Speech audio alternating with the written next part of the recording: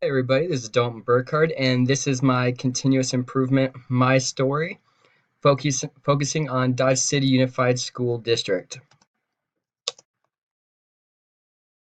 Who we are.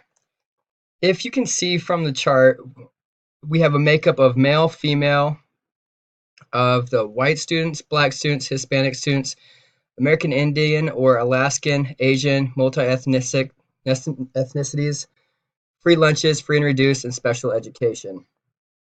Each of those is broken down into male and female, and it starts from kindergarten all the way up to 12th grade, and special ed 3 to 4, and non-graded.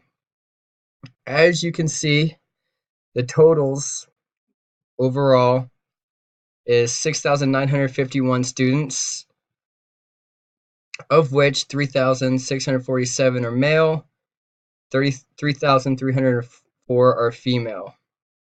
When it comes down into races,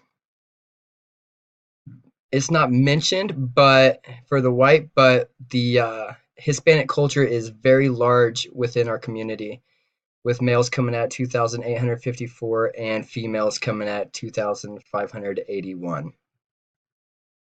Also, here's a little more facts about who we are.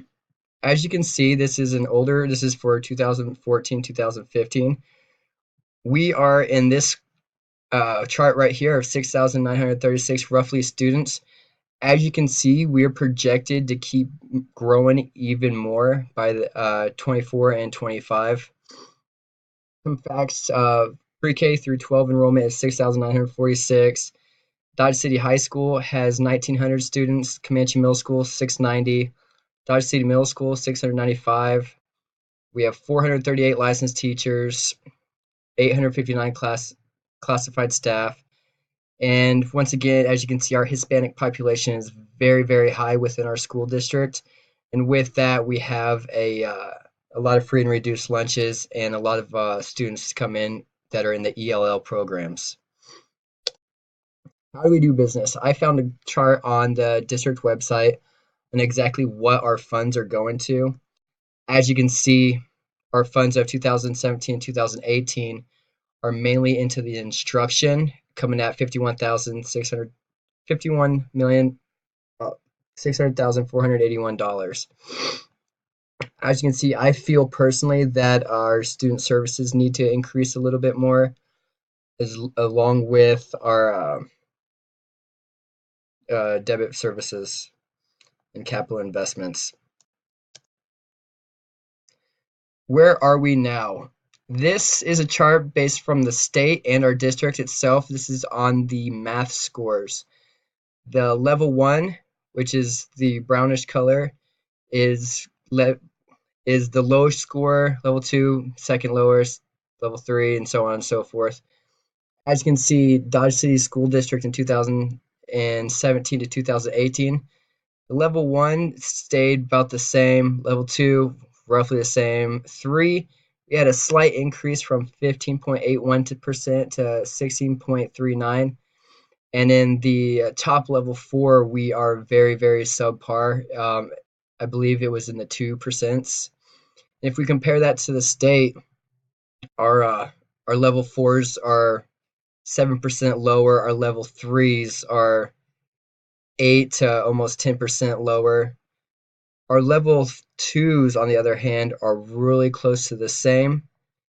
But then once again, once we get to level 1s, we drop. So this chart is telling me that as a district, we definitely need to focus more on mathematics in our school.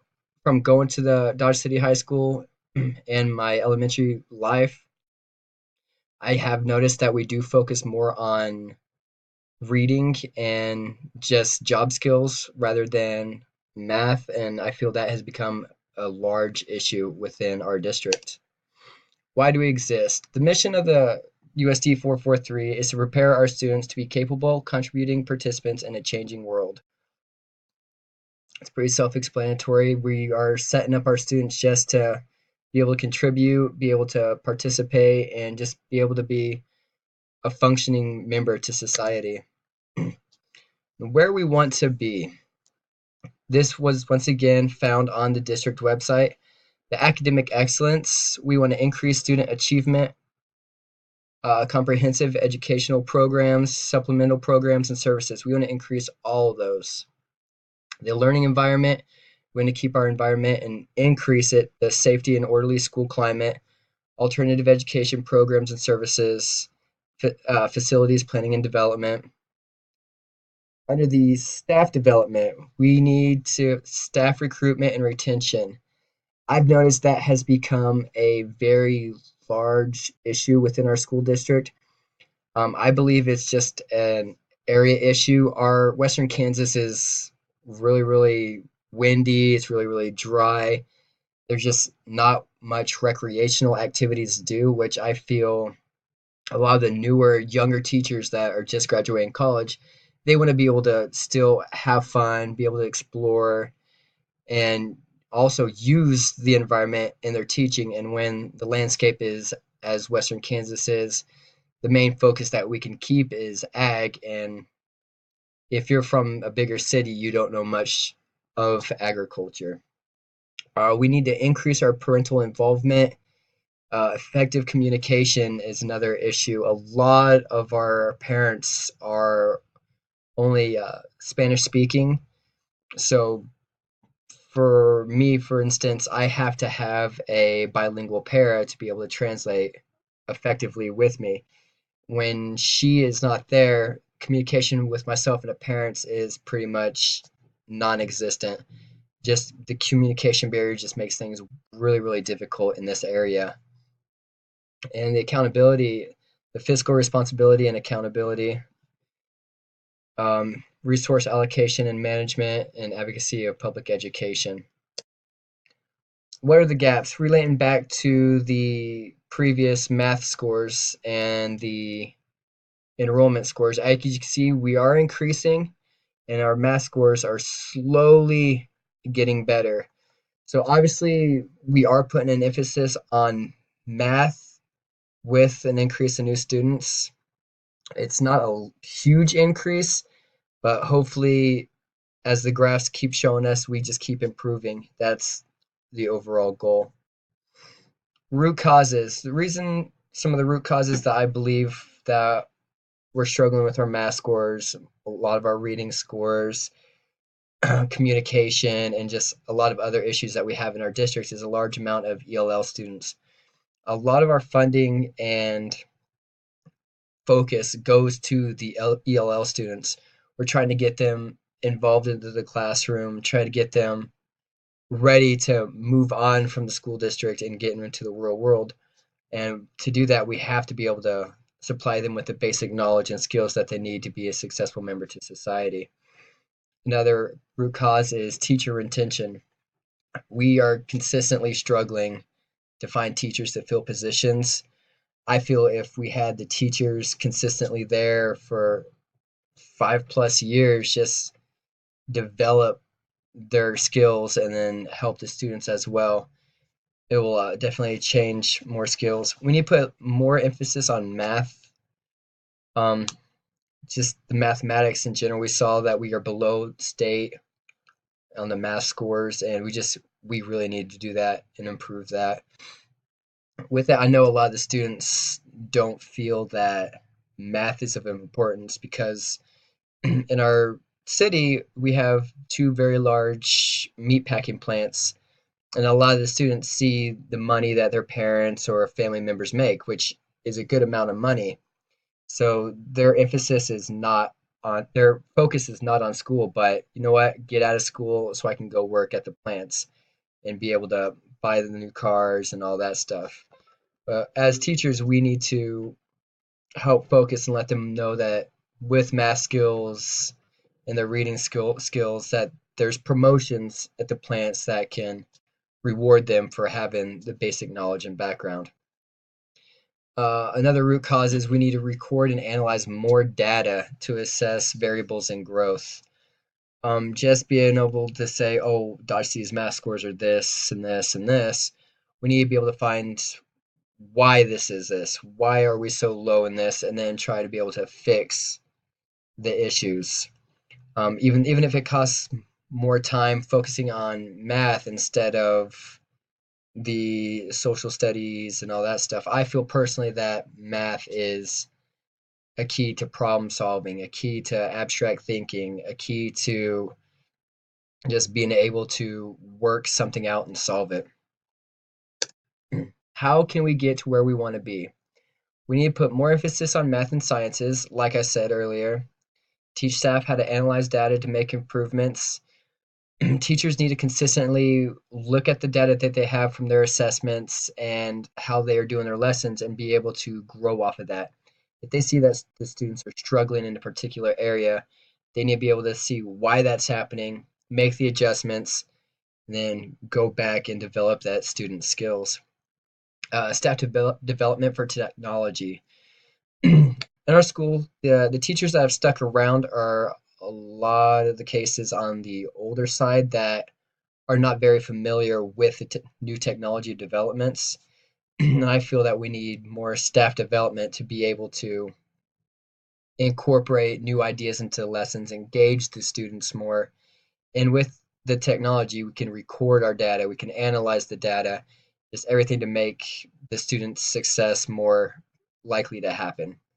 Differentiation, differentiated instruction with newcomers. We do have the newcomers that go into the ELL programs.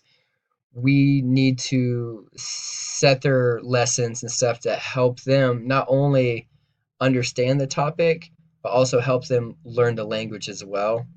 And if we have to slow theirs down a little bit, I feel that is very, very important. We need to get them to a level where they're capable of understanding their classmates, working with their classmates, and not just relying on the para to tell them exactly what to do.